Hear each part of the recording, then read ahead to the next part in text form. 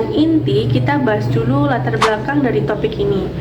Zaman sekarang ini yang serba canggih, kemajuan teknologi informasi dan komunikasi telah membawa dampak signifikan pada berbagai sektor, termasuk sektor pemerintahan. Pemanfaatan teknologi digital dalam pelayanan publik dapat meningkatkan efisiensi, transparansi, dan kemudahan akses bagi masyarakat. Salah satu layanan yang sangat dipengaruhi oleh digitalisasi adalah pelayanan pendidikan, terutama dalam proses penerimaan peserta didik baru atau PPDB. Di Provinsi Jawa Timur, Dinas Pendidikan telah memperkenalkan inovasi pelayanan publik berbasis digital yang dikenal dengan nama Sistem Informasi Penerimaan Peserta Didik Baru (SIPPDB). Program ini bertujuan untuk memudahkan proses penerimaan siswa baru di tingkat SMA dan SMK negeri di Jawa Timur. SIPPDB tidak hanya diharapkan mempermudah masyarakat dalam mendaftar, namun juga meningkatkan transparansi dan akuntabilitas proses penerimaan. Dengan demikian, program ini menjadi salah satu inovasi pelayanan publik yang penting untuk dibahas lebih lanjut. Nah, ada juga rumusan masalah untuk pembahasan materi ini. Yang pertama ada bagaimana latar belakang dan tujuan dari pengembangan SIPPDB di Dinas Pendidikan Provinsi Jawa Timur. 2. Apa saja fitur dan keunggulan dari program SIPPDB. 3. Apa dampak program SIPPDB terhadap masyarakat dan sistem pendidikan di Jawa Timur. 4. Apa saja kendala dan tantangan yang dihadapi dalam implementasi SIPPDB sebagai inovasi pelayanan publik di bidang pendidikan di Provinsi Jawa Timur. Ada juga tujuan dari penulisan ini. Yang pertama, menjelaskan latar belakang dan tujuan pengembangan program SIPPDB. 2. Menguraikan fitur-fitur utama dan keunggulan SIPPDB sebagai inovasi pelayanan publik.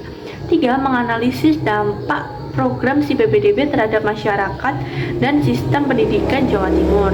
4. Menganalisis kendala dan tantangan yang dihadapi dalam implementasi SIPPDB sebagai inovasi pelayanan publik di bidang pendidikan di Provinsi Jawa Timur.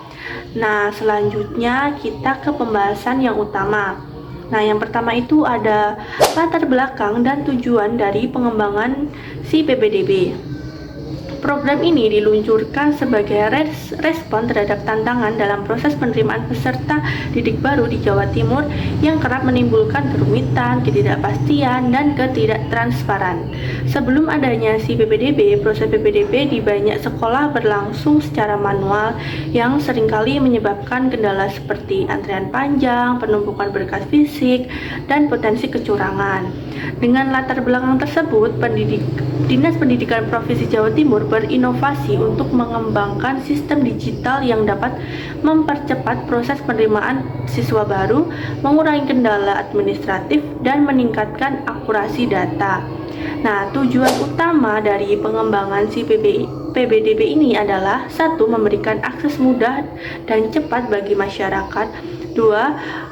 Menyediakan sistem yang transparan dan akuntabel. 3. Mengintegrasikan data peserta didik secara digital dan kemudahan monitoring dan evaluasi. 4. Mengurangi penggunaan kertas dan mengedepankan proses pendaftaran secara online. Nah, di sini saya akan melanjutkan materi dari teman saya yang membahas sesuatu yang sangat penting, yaitu fitur dan keunggulan program SIPPDB. SIPPDB ini dirancang dengan beberapa fitur utama yang memberikan kemudahan bagi pengguna, antara lain yang pertama pendaftaran online. Fitur ini memungkinkan siswa dan orang tua untuk mendaftar secara daring tanpa perlu ke sekolah. Dengan pendaftaran online, calon peserta didik dapat mengunggah dokumen yang dibutuhkan dan memilih sekolah tujuan dengan lebih mudah. Yang kedua, ada jalur pendaftaran. Jalur pendaftaran itu ada zonasi, prestasi, afirmasi, dan perpindahan orang tua. Dengan demikian, berdasarkan data yang saya temukan bersama kelompok, yaitu yang pertama, total perpindahan jalur afirmasi, yaitu ada 25.400 untuk pendaftar SMA, dan 50.083 untuk pendaftar SMK. Selanjutnya, total pendaftaran jalur prestasi lomba yaitu 17.158 pendaftar SMA dan 7.274 pendaftar SMK. Yang ketiga, total pendaftaran jalur perpindahan tugas orang tua, yaitu ada 3.916 pendaftar SMA dan 1.107 pendaftaran SMK. Selanjutnya, total pendaftaran jalur prestasi nilai akademik, yaitu ada 80.866 untuk pendaftar SMA dan 99.039 untuk pendaftar SMK. Yang terakhir, total pendaftaran jalur zonasi yaitu 87.628 untuk pendaftar SMA dan 73.788 untuk pendaftar SMK. Si PBDB ini mengimplementasikan sistem zonasi untuk memastikan peserta didik mendapatkan prioritas di sekolah yang berada di dekat tempat tinggalnya. Selain itu, terdapat juga jalur prestasi bagi siswa yang memiliki pencapaian akademik dan non-akademik. Adapun jalur afirmasi yang diperuntukkan bagi siswa dari keluarga kurang mampu, dan yang terakhir yaitu jalur perpindahan orang tua yang tersedia untuk siswa yang mengikuti orang tua yang pindah tugas atau bekerja di daerah lain. Yang ketiga ada pembaruan status secara real time. Setiap peserta dapat memantau status pendaftaran mereka secara real time melalui dashboard. Hal ini membuat informasi terkait penerimaan menjadi lebih transparan dan akuntabel. Yang keempat, pencatatan dan penyimpanan data yang terintegrasi. Data dari si PBDB ini diintegrasikan langsung dengan sistem administrasi pendidikan sehingga Dinas Pendidikan dapat melakukan monitoring terhadap jumlah peserta didik yang diterima di seluruh wilayah Jawa Timur. Yang kelima, layanan informasi dan bantuan. Sistem ini menyediakan layanan bantuan melalui chatbot atau customer service yang siap membantu calon peserta didik dan orang tua dalam memahami prosedur pendaftaran dan menjawab berbagai pertanyaan teknis. Materi selanjutnya ada dampak program si PBDB. Dengan adanya si PBDB, terdapat beberapa dampak positif yang dirasakan baik oleh masyarakat maupun pemerintah, yaitu yang pertama, kemudahan akses dan efisiensi waktu yang dimana program si PBDB ini telah mengurangi waktu yang dibutuhkan untuk pendaftaran. Masyarakat tidak lagi perlu datang ke sekolah sehingga lebih hemat waktu dan biaya. Yang kedua, peningkatan transparansi dan akuntabilitas. Nah, sistem ini memberikan akses data yang lebih terbuka kepada masyarakat sehingga proses penerimaan siswa menjadi lebih transparan dan meminimalisir potensi kecurangan. Yang ketiga, pengurangan biaya operasional.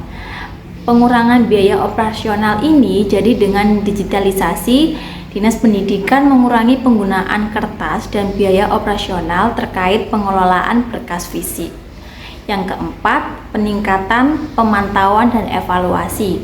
Peningkatan pemantauan dan evaluasi yaitu data yang dikumpulkan dari si PBDB ini yang dapat dimanfaatkan untuk evaluasi lebih lanjut seperti perencanaan kebutuhan sekolah dan penentuan kebijakan pendidikan yang lebih akurat. Nah, untuk materi selanjutnya itu ada kendala dan tantangan dalam inovasi pelayanan publik melalui program si PBDB berbasis digital oleh Dinas Pendidikan Provinsi Jawa Timur. Adapun kendala dan tantangan yang dihadapi dalam implementasi si PBDB ini sebagai inovasi pelayanan publik di bidang pendidikan. Yang pertama ada keterbatasan akses internet di daerah terpencil. Meskipun si PBDB ini menawarkan kemudahan melalui pendaftaran online, tetapi tidak semua daerah di Jawa Timur itu memiliki akses internet yang memadai.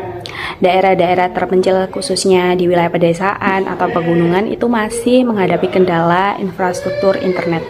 Hal ini menghambat calon siswa dan orang tua dalam mengakses platform di si PBDB, terutama saat dibutuhkan pendaftaran secara daring.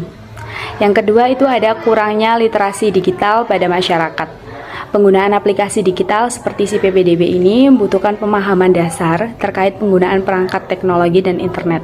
Namun, sebagian masyarakat itu mungkin belum terbiasa menggunakan perangkat seperti komputer, smartphone, ataupun layanan berbasis web.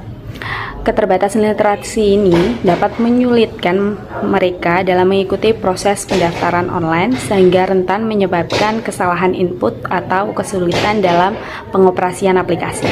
Yang ketiga ada keterbatasan kapasitas server dan potensi gangguan teknis. Pada saat puncak pendaftaran, terutama di hari-hari terakhir, volume penggunaan si PPDB ini cenderung sangat tinggi. Lonjakan pengguna ini dapat membebani kapasitas server, menyebabkan gangguan teknis seperti lambatnya akses, gagal login, atau bahkan down server. Nah, gangguan ini tuh dapat menghambat proses pendaftaran dan menimbulkan kekhawatiran bagi orang tua dan siswa. Yang keempat ada kesenjangan informasi dan sosialisasi. Meskipun pemerintah telah melakukan sosialisasi si PPDB, masih terdapat sebagian masyarakat yang kurang mendapat informasi mengenai tata cara pendaftaran, jalur-jalur penerimaan yang tersedia seperti zonasi, prestasi, afirmasi, dan perpindahan orang tua, serta dokumen yang dibutuhkan. Yang kelima ada keterbatasan dukungan teknis langsung. Nah, kendala ini yang sering terjadi adalah keterbatasan dukungan teknis langsung saat masyarakat mengalami kesulitan dalam menggunakan si PPDB.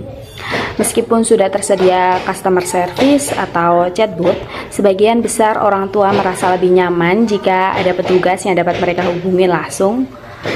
Nah, keterbatasan ini bisa mempengaruhi kenyamanan pengguna yang mengalami masalah teknis, apalagi jika mereka kesulitan mencari bantuan saat proses pendaftaran sedang berlangsung. Yang keenam atau yang terakhir yaitu tantangan keamanan data. Karena si PPDB ini menangani data pribadi peserta didik, kemungkinan besar sistem yang kurang aman dapat membuka celah bagi penyalahgunaan data atau kebocoran informasi pribadi. Nah, hal ini menimbulkan kerugian bagi siswa dan keluarga mereka serta mempengaruhi reputasi program itu.